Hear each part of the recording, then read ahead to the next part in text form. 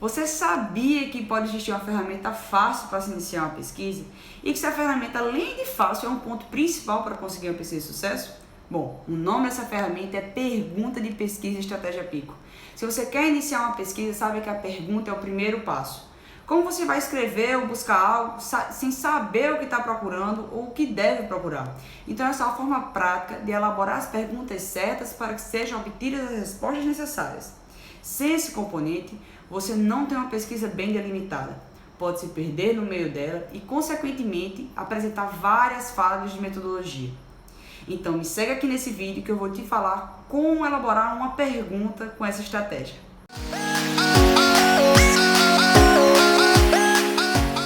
Olá, gente, tudo bem? Para quem não me conhece, me chamo Clara Aragão, sou estudante de medicina e apaixonada por produção científica.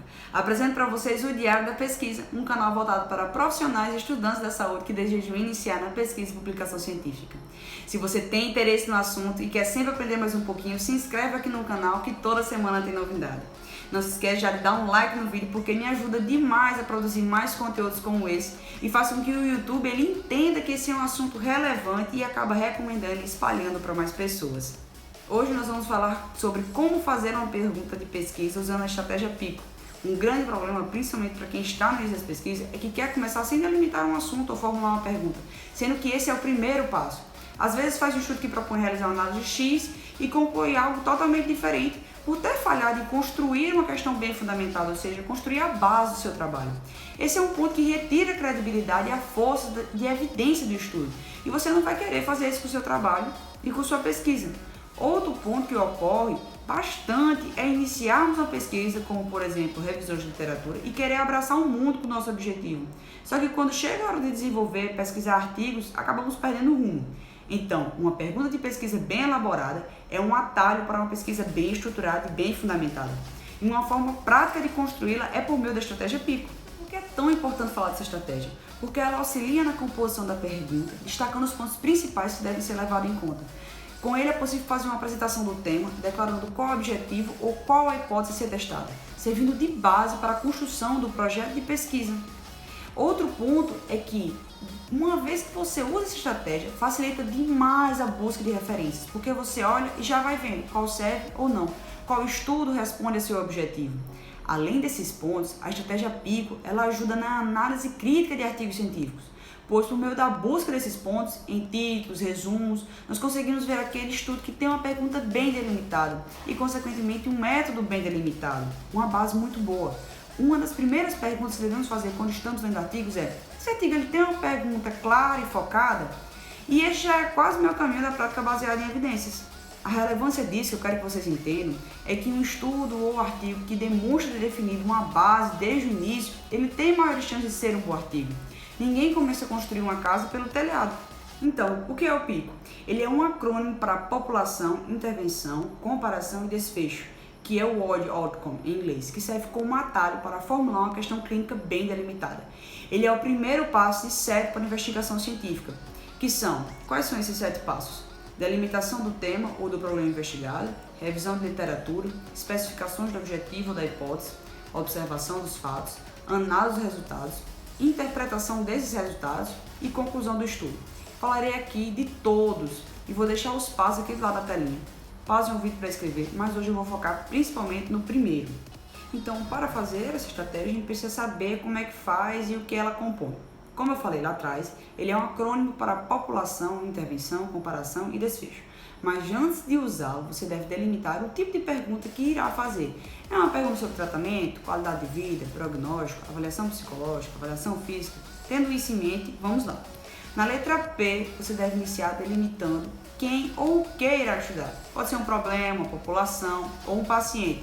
No que você está interessado, qual a idade, qual a raça, o sexo. Na letra I, você irá abordar sobre intervenção ou interesse principal que você pretende avaliar. Por exemplo, causa, fator prognóstico, tratamento, se é uma causa administrativa ou relacionada a assuntos econômicos. No C, você irá buscar grupos que você pode comparar no seu estudo. Pode ser outro grupo com tratamento convencional, grupos que não estão sendo tratados, ou mesmo não ter grupo de comparação. Para preencher esse tópico, você pode se perguntar qual a principal alternativa já disponível para comparar com o seu estudo. Tem alguma tradicional ou não tem? É importante lembrar que esse tópico é apenas ideia para encaixar e pode realmente não ter com o que comparar e tá tudo bem, não se preocupa, não precisa cair o cabelo por causa disso. No O, você irá colocar os desfechos ou resultados esperados que você pretende avaliar. Pode ser mortalidade, impacto na qualidade de vida. Eu sugiro que você faça a seguinte pergunta: o que realmente importa para o paciente dentro desse meu contexto? Será índice de mortalidade? Será índice de infecção? Será saúde mental? E a partir disso vai definir qual desfecho você quer apresentar e elaborar na sua pesquisa. Agora eu gostaria que você viesse aqui comigo para a gente fazer alguns exemplos para fixar melhor e saber aplicar. Eu vou elaborar algumas situações hipotéticas e você vai encaixando no P, no O, C e no I. Então vamos lá. Vamos supor que eu observei que algumas crianças que estavam tomando antibiótico, elas tinham um quadro diarreico. E eu gostaria de saber que se eu desse o probiótico para elas, elas melhorariam ou qual era o desfecho dessa situação.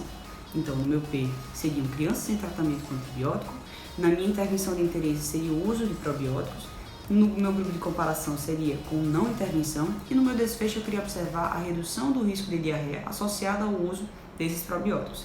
Então a minha pergunta fica mais ou menos assim: há evidência de que o uso de probióticos em crianças com tratamento de antibióticos reduz o risco de diarreia?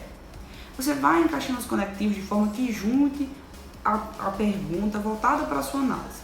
Vamos em outra aqui para você entender melhor. Então, outra situação hipotética.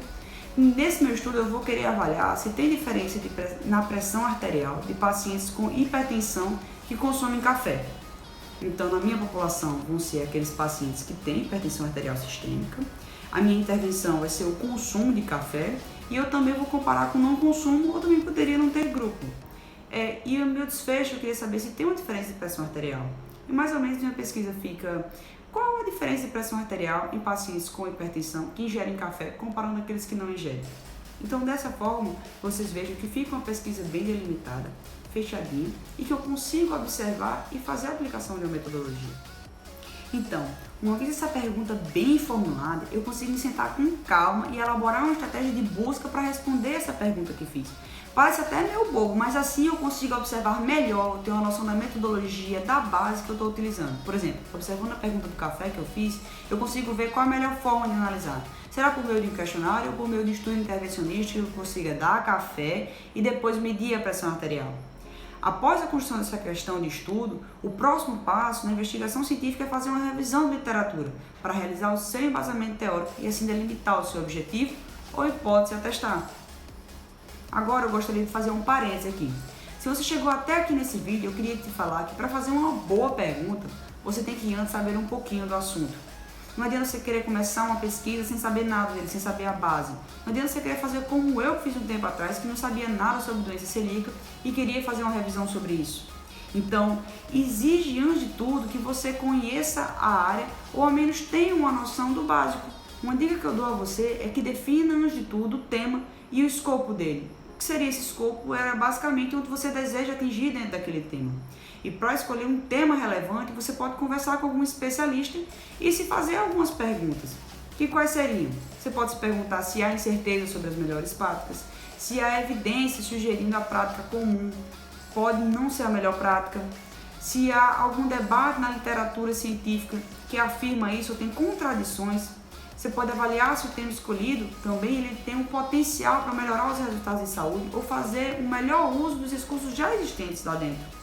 Outro ponto que você também pode ver é o potencial para reduzir as desigualdades em saúde. Então, será que a sua pergunta responde a isso? Ou então a probabilidade daquele ponto contribuir para alguma mudança? Enfim, você pode fazer essas discussões com especialistas que eles vão te orientar bastante nessa área. E como eu sempre gosto de deixar uma dica prática, a de hoje é observar essa síntese que tem que ser feita no início de todo trabalho científico. Qual é? Vamos lá. Delimitar o tema ou o problema investigado. Você pode fazer isso como? Faz um brainstorm, coloca tudo que vem à mente no papel, até o que você acha que não tem noção, coloca e ao final vai riscando as possibilidades e vai e faz a sua pergunta de pesquisa. Você pode fazer depois disso a revisão de literatura e depois especificações de objetivo ou hipótese que você quer testar. E sempre lembre, o artigo científico é o relato da investigação científica. Uma investigação bem feita já é meu caminho para um bom artigo e uma futura publicação.